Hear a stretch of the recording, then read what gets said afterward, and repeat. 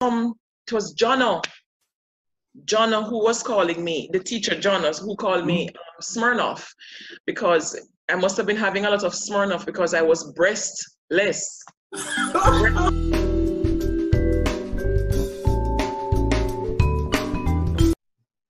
Well, hello, Ardenites everywhere, and welcome to another edition of the Hot Seat, where we have a very special Ardennite on the line this morning. Today, we're recording in the morning here in Jamaica. I remember her as a larger-than-life personality back in the day at Ardenne. I don't know what it was. Was it her formidable presence? She's a tall girl. She had that very sharp razor-like mind with a wit and a sharpness about her. And of course, that trademark twinkle in the eye. Well, what can I say about Dr. Dahlia McDaniel Dickson? Welcome, Dahlia. Thank you so much, Mark. Thank you, Ardenne alumni. Well, I know there were some people destined for success back at Ardenne when we were all students, and I knew you were one of them. You were like bred for success, built for success. What was it about your background, your family, that made such an irrepressible personality at Ardenne? I think at the time, interestingly enough, I think we did not know, Mark, that we were destined for success. We had a feeling, though, that we had to do well. And I think that is based on my parents' backgrounds individually. For example, my mother came from a family of 10, and they were living down off Maxfield Avenue. And 10 children with a mother who is not working. And basically, most of them became successful eventually. My mother, of course, went to Merle Grove High School, and she went to Merle Grove High School by default because she was really supposed to go to Ardenne. Ardenne was the family school, so most of my uncles went to Ardenne. In any case, she met my father, who came to Kingston as a poor boy, single-parent household, his mother, and he came to Kingston on a bicycle. At like age 17, and they were living in one room. And my father had this drive that he had to succeed. And certainly, if not even, there was one boy, which is my brother Dave, who went to Ardenne, my sister Carol, who went to Ardenne as well, and myself. And there was, if not even so much for the boy, which was Dave, who, the men will have to make it in the world. But his girls, certainly, he had this sort of passion for women being independent and women not being exploited by men. And so we, regardless of what happened, I mean, the boy could go to school and graduate from high school, do well and graduate and find your way in the world, pretty much. But the girls had to succeed. And so that was, where we were at. I mean, they did not tolerate the B's and C's so much. Interestingly, though, I guess we will speak about it later, Mark, that yes. I never really did very well in high school at all. But we can talk about it a little bit more. Yeah, and we want to kind of devote a real chunk of the time today to your parents, because I always thought you had formidable parents. I know your father was in the JCF. Police, yes. Force. And your mother, was she a teacher or a No, everybody thought so, but she worked in the Ministry of Health all the years of her life. She started off like in Kingston Public Hospital as like a secretary, and she moved up to administration and so on. So she worked at most of the hospitals. I mean, I remember her working nights, and so Daddy gone at nights, sometimes mommy at night as well to work. Because as a policeman at the time, he had to do nights a lot. Yes. And so that is one of my bigger memories. Eventually, she became a senior administrator in the Ministry of Health. And eventually she retired after 33 years, and my dad retired after 40 years and 4 months in the police. Of course, he went on very well. He did very well in the police force for somebody who was pretty much self-taught. You know, he had gone to primary school, and then after that pretty much taught himself. He got his own A-levels on his own, correspondence courses and so on. And so he was a self-made man. And he eventually became Assistant Commissioner of Police and retired at that rank. And we really are and were proud of him, Mark.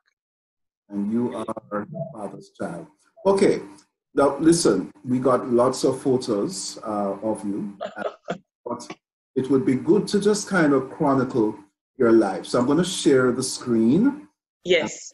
I put together these images on a PowerPoint. Yes, I'm seeing that. What are you seeing? I'm seeing myself at graduation on July 3rd, 1983, beside this gentleman called Julio. I don't remember his surname, but I'm very curious about what eventually happened to Julio. I would love to meet him again. He was the person who walked beside me in that graduation march. Wow. Handsome guy he was. That is what a 15-year-old will remember. Oh boy. Graduation. Okay, so you did graduate. So you said definitely. You were in school. Why was that? Let's talk a little bit about that. I went to Ardenne when I was 10 years old. I think I didn't do all the checks that I could have done in terms of the age. I wasn't really checking everybody's age, but it appeared to me that right throughout Ardenne, I was always the youngest in my class. So I was 10 in first form. And of course, when I went to fifth form, I was 14. So 10, 11, 12, 13, and then 14 in fifth form. By the time it got to the December, I became 15. But I remember, Mark, that even up to about December of the year, fifth form year, I was still going home to play dandy shandy. Of course, we were living off Mountain View at the time, on Hildene Avenue. I think there was a picture there somewhere, but I was still so playful and so immature. You know, I really wasn't ready for settling down. And unfortunately, it could have gone a different way because Jasmine Rose Archibald was my best friend from second form up. And believe me, she was pulling me along. She was the person who was brilliant in high school and she was pulling me along. So I think I managed until about fourth form, the end of fourth form.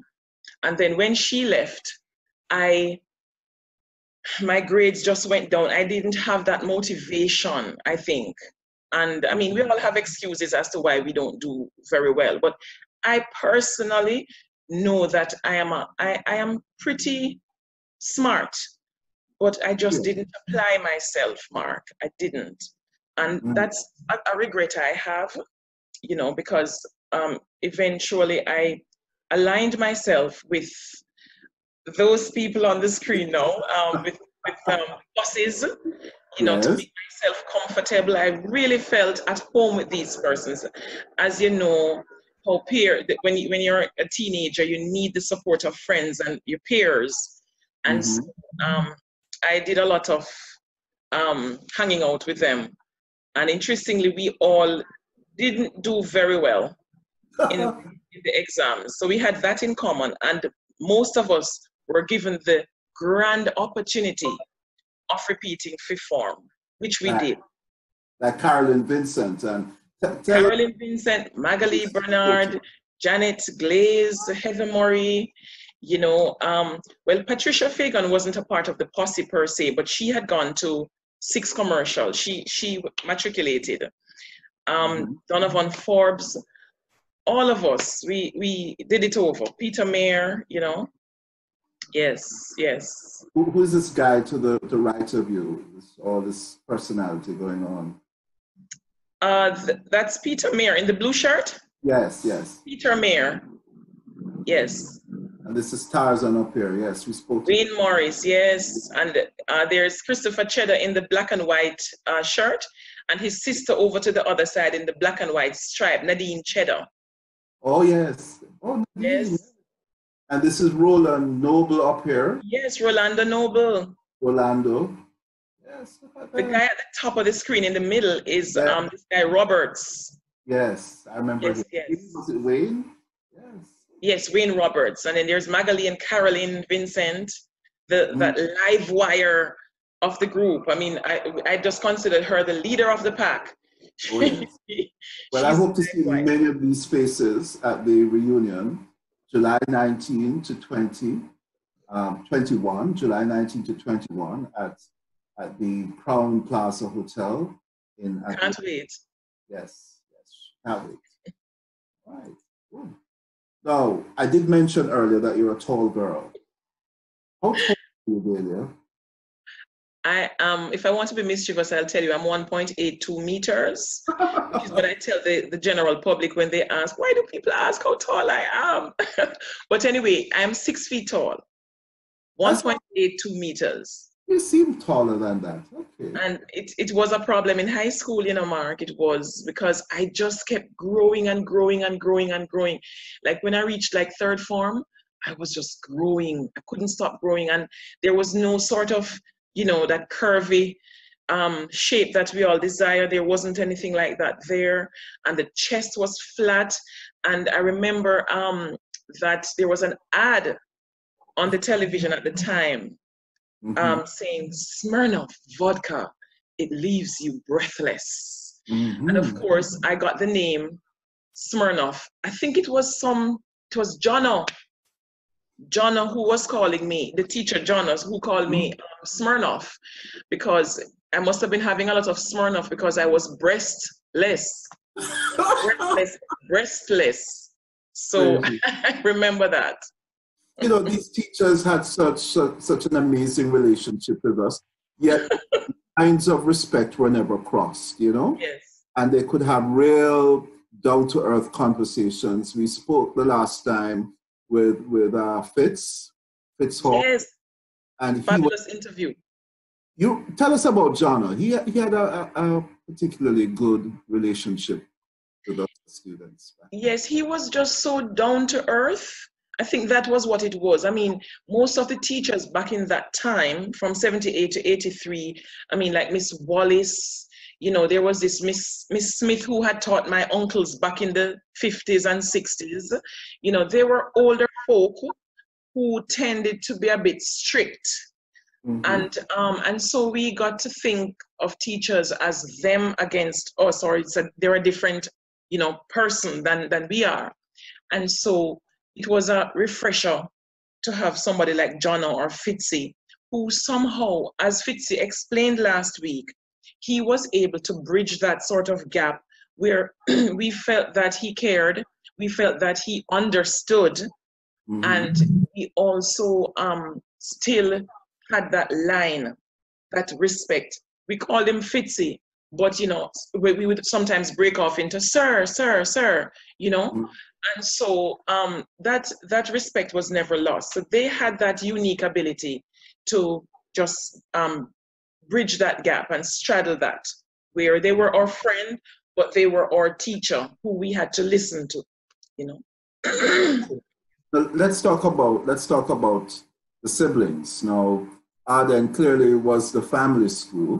So, yes. Are you seeing your brother, your sister? Not yet. Not yet.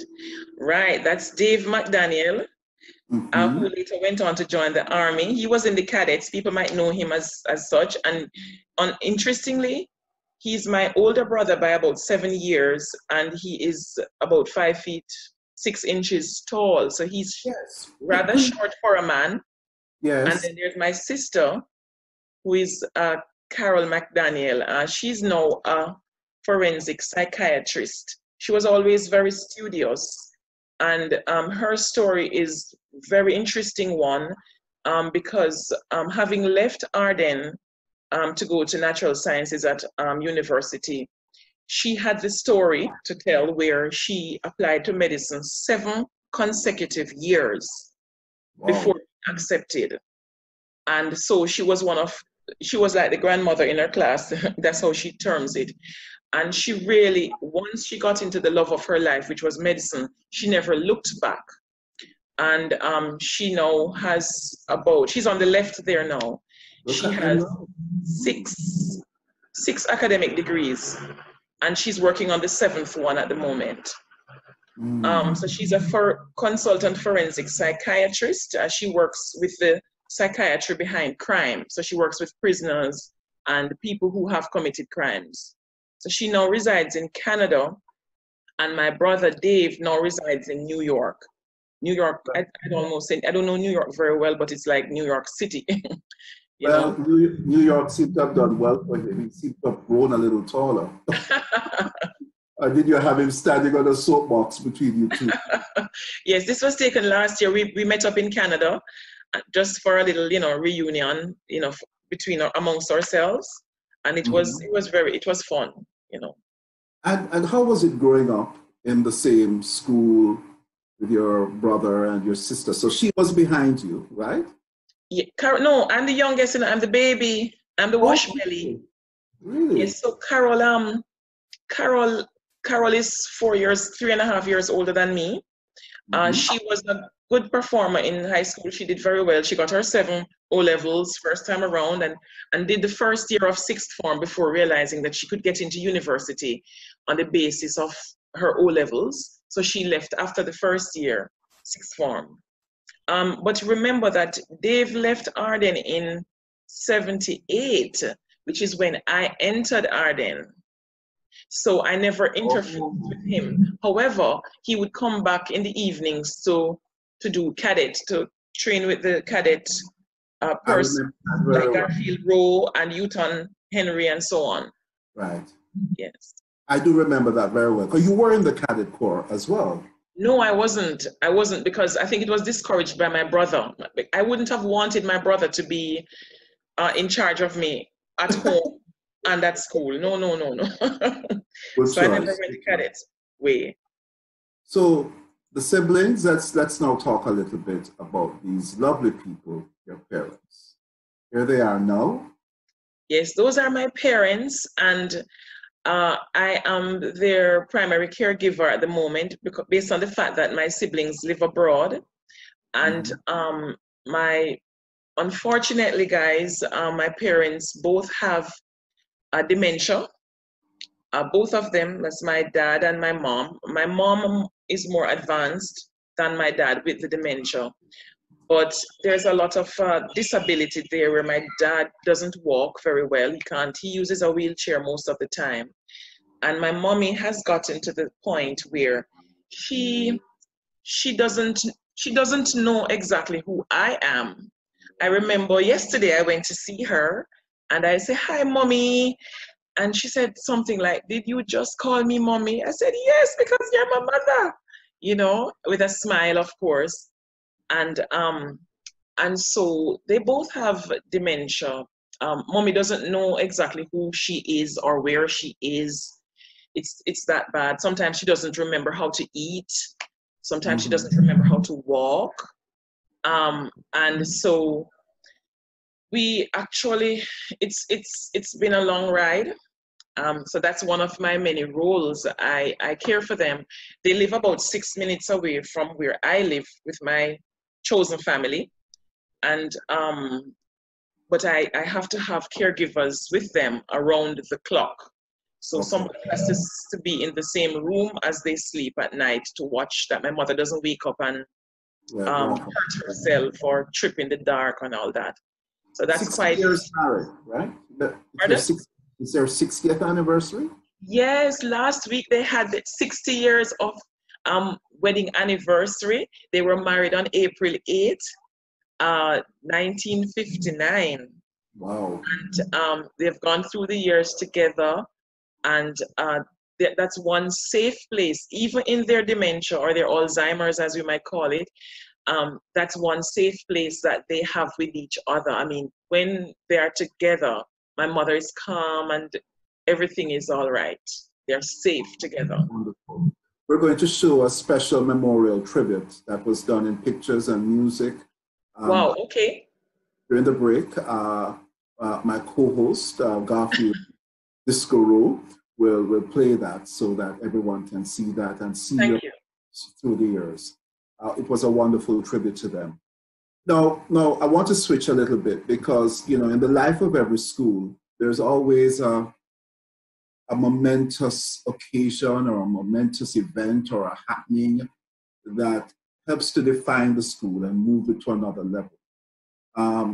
One of those events, as I recall vividly, was in the early 1990s. I don't recall it the exact year. You would remember when young Jody Ann Maxwell won the International Spelling Bee competition in Washington. Yes. That was a major historic moment for the country. Yes. And it put Ardenne on the map. You had a great hand in that. Certainly, Mark. It was 1998, by the way, and Glenn Archer had already carried about 2 or 3 applicants, if you may, to the Scripps Howard competition in Washington, D.C. And this year in particular, I decided, because I had been following the competition through the years, I used to give Glenn Archer words, like random words to give the spellers to help them to develop, you know, just randomly spell this word. And so I decided I wanted to go to Washington to see this particular Scripps Howard. And it was just so coincidental that that year when I went with the Jamaican flag, was the year when Jody Ann spelled chiaroscurist to win the competition. The first time in the then 73 years of the Scripps competition that a non-American had won the competition. Of course, I was right up there on the stage with the Jamaican flag, and I came out in Jet magazine, Essence magazine, as Jody Ann's mother. Right? So don't believe everything you see in the papers or in the magazines.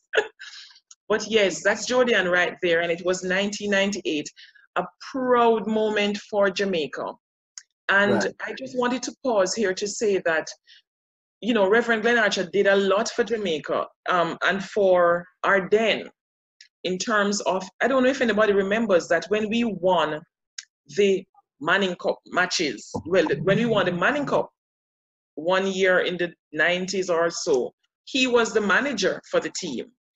And I remember him saying, when they go into competition, he always said the prayer, Lord, if any man or woman has worked harder than me, let him or her win. And I think what that said was that he felt that he had really worked very hard and that he really deserved to win because based on the hard work that he had done. That's a phenomenal person. And he clearly had quite a role in your life. I mean, yes. Just about this moment. Yes, he was at my practice wedding, my practice marriage, and I was married in 2000 to an Ardennite. And as it turns out, I was really only practicing for the real thing. The marriage to Dale Antoine, who was an Ardennite, lasted for 7.5 months. And so it was a very, when you talk about defining moments at Ardenne, well, that to me was a defining moment, being separated after 7.5 months. Very, very interesting experience in my life because, you know, you haven't asked the question, Mark, but it sort of, it tells on your whole, how people see you, because you want to be taken seriously, right? How do you get married, go in a church and say vows, and then 7.5 months later, I don't want to do this again. You know, it's sort of, it's something that affects, you know, how people see you and how seriously you're taken. You know, but I went through it. I did it. Did it affect you personally? Definitely, because especially when it came to this thing called divorce, I mean, I think it's how I viewed divorce personally, coming up to divorce. And as you know, you always have an opinion about something until it happened to you. Then you say, different from this angle. So divorce for me carried a stigma. You know, it was like it was failure. Divorce is failure. Divorce is something wrong with you. You know, you can't get it right, or you can't, you know, you can't live with people. You can't, something about it was negative. And so even for many years after I had been divorced in 2002, I whenever I filled in forms, I would be putting something like single, or, you know, for that section where it asked about marital status. I was just so embarrassed about being divorced. But I eventually You eventually got it right with this guy. So I got it right with this guy. He's an Irishman, and we, interestingly enough, met on a blind date right here in Jamaica. I mean, I had just about finished studying in England, and yet I came back to Jamaica to meet a British man here in Jamaica on a blind date. And I'd like to share that. Very interesting that we met in November, and in December he asked me to be his girlfriend, and the 2nd of January we started looking for somewhere to buy a house, and that's like 3 weeks later. And so I remember going to the 1983 Foundation, which is Ardenites who have this charity, and yes. I went to a meeting at Patricia Fagan's home, and I was telling them about this guy, and we're going to buy a house. And she said, like, how long ago you met him? I said, like, about 6 weeks.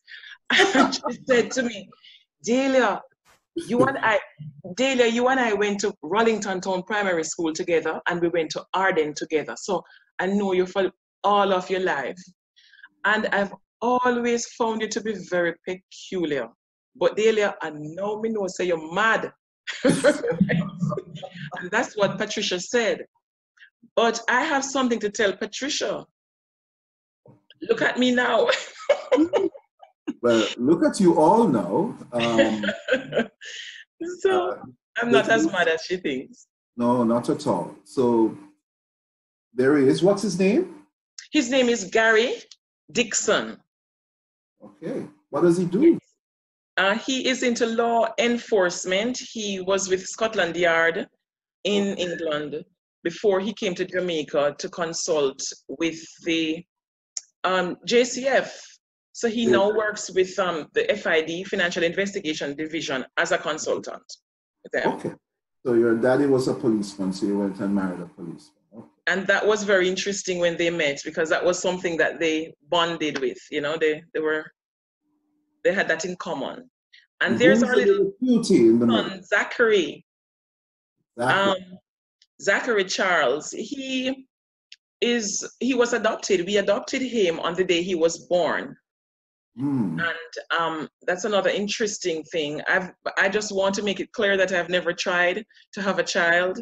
As far as I know, I'm fertile. But my husband on our second date explained to me that he'd had a vasectomy, and so we knew then that we would go forward with adoption if we decided to have a child. So we adopted Zachary. We got him on the day he was born, and he's such a blessing to us. He's now 6 years old. And he was born on Christmas Day that year. Can you imagine? Wow, that was a gift. Yes. And I can see the family bond here. They clearly loves mommy and daddy. I'm telling you, his dad and himself, I cannot get between them. They are very, very, very, very tight. He dotes on his dad, and the feeling is mutual. So what does he like to do? Is there an early indication as to what area? He loves, I don't think, I've not seen anything special about him so far, but we try to introduce him to everything. He's doing robotics at school, which is some kind of computer. Some kind of computer? Computer course. I'm not very familiar with it. It's robotics. Yes. Maybe you could tell me something about it. But well, you're a scientist, Dahlia. I mean, you know, somehow I feel you're a conflicted artist. I feel like there is a part of your life that is about just doing artistic things, but that is so true. So tell me about that. Is there a conflict there in terms of the artist, the left side of the brain and the right side of the brain, and your personality? Not really. I like to design things. I like to do event management. I like fashion. I like, you know, I like to fix things and to shape them. You know, I like, as you say, the artistic side of things. I feel like I am somehow still a scientist. I really wanted to be a nurse very much. Really? And in later years, I wanted to do mortuary science. I have this sort of fascination with the dead, you know. And I remember when I was on internship for pharmacy, which I eventually became a pharmacist, because my daddy would not have me become a nurse. He thought that nursing in Jamaica was not going to make me financially independent enough, the way he wanted us to be independent. So I wasn't to do nursing. So I chose something that I regarded as the next best thing, which was pharmacy. And it has turned out okay. I love it. I love being a pharmacist. However, later on, when I was on internship, we got to see postmortems, you know, and I was the only person from my internship batch who just kept going back over and over and over again to view postmortems. I'm fascinated with it, and it's something that I have not explored.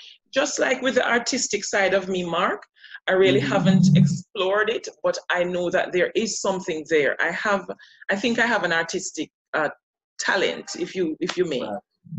I think so about myself sometimes. You know, by your parents and again the conditioning, you have to get into some area that you earn money so that you can be financially stable. I think it's something that drove all of us leaving Ardenne. So we're talking Dahlia McDaniel Dickson. Dr. Dickson, if you may, a pharmacist. You know, you told me that you eluded the venerable Ian Boyne of blessed memory for many years for his great profile television interview program. Yes. In Jamaica. So I feel very blessed and precious this morning that you chose to speak with me. Yes, so, this is a safe space with my Ardenne alumni. Right. Safe space, yes. They won't ask you. I won't ask you things and whimsical things about, you know, things that you did on a whim and all risks you took. Anyway, but great. But you said you didn't do so well in school. You came out, you graduated, and then you ended up studying pharmacy and I guess pharmacology, right? There's a difference. Is there a difference? Yes, pharmacology is just a branch of pharmacy. Pharmacy is the entire area having to do with the practice of what we call pharmacy. Pharmacy is the name of the course, but you have so many other courses involved in it. Pharmacology is one of them. I did 4 different chemistries. You have like pharmaceutical chemistry, physical chemistry, inorganic chemistry, organic chemistry. You did physics, which I didn't do very well at physics in high school at all. And so pharmacy is the name of the course, but you do pharmacology as a part of it. I must tell you that when we got our slips of paper at Ardenne, I got a 1 for English, a 2 for maths, a 3 for Spanish at the time, and a C for biology.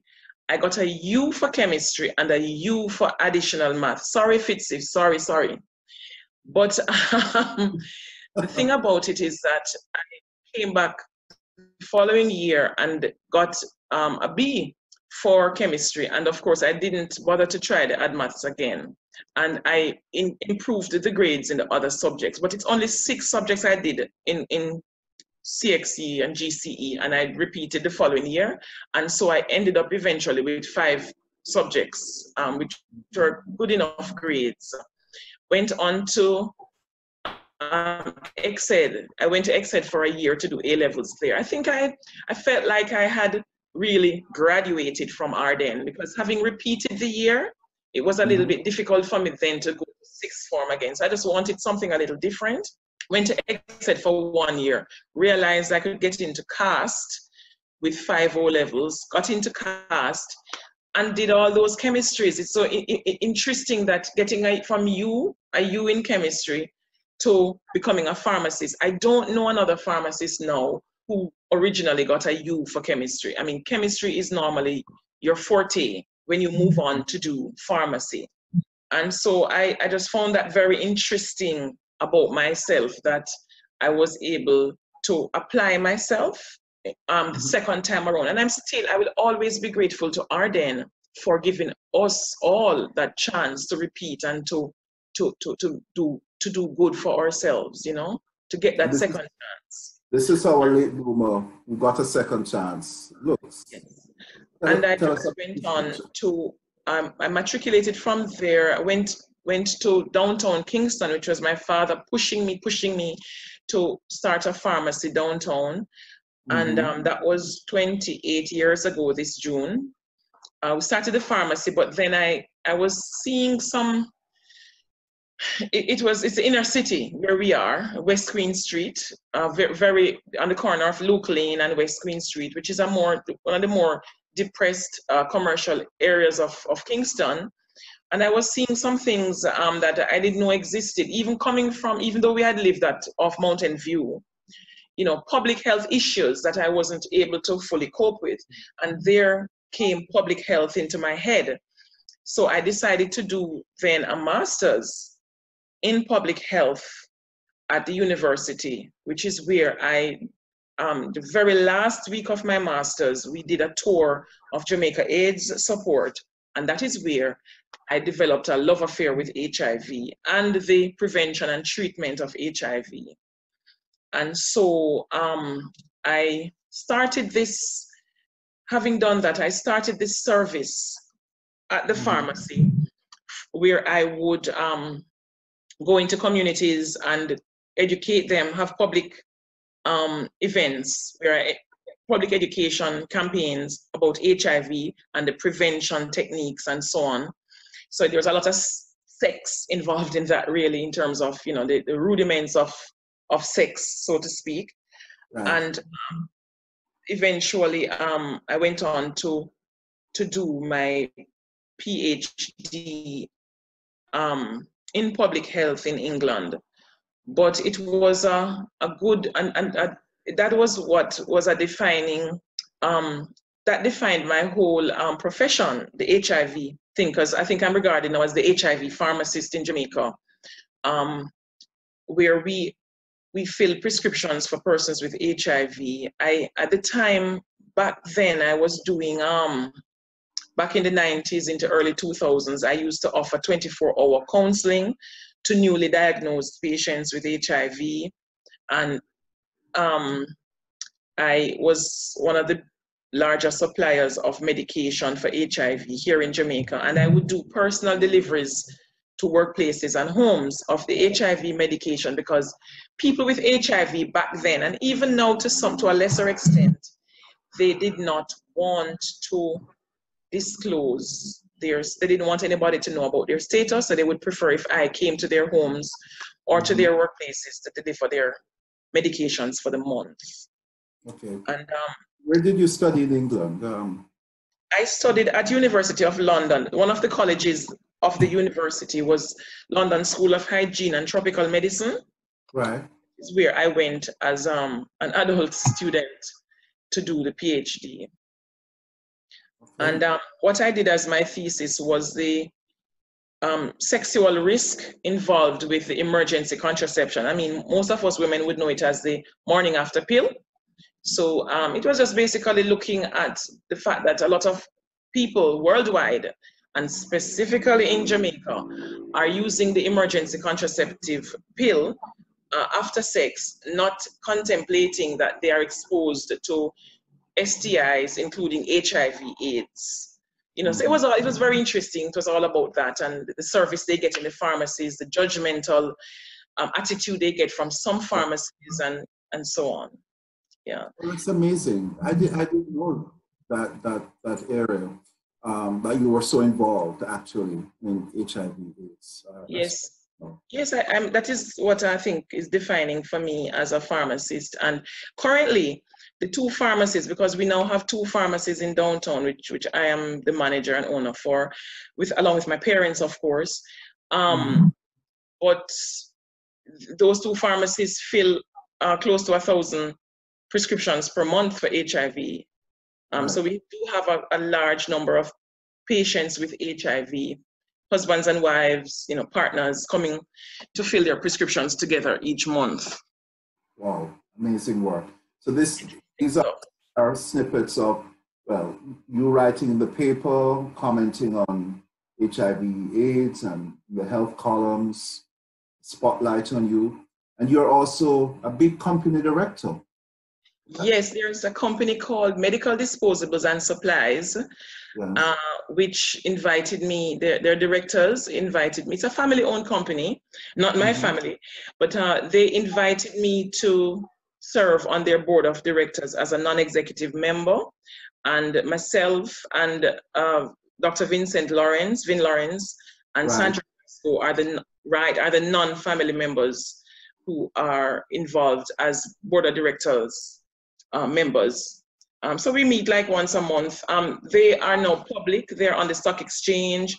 It's one of the larger, I'd say, roles that I think I've played. Like you feel like you're always trying to measure up.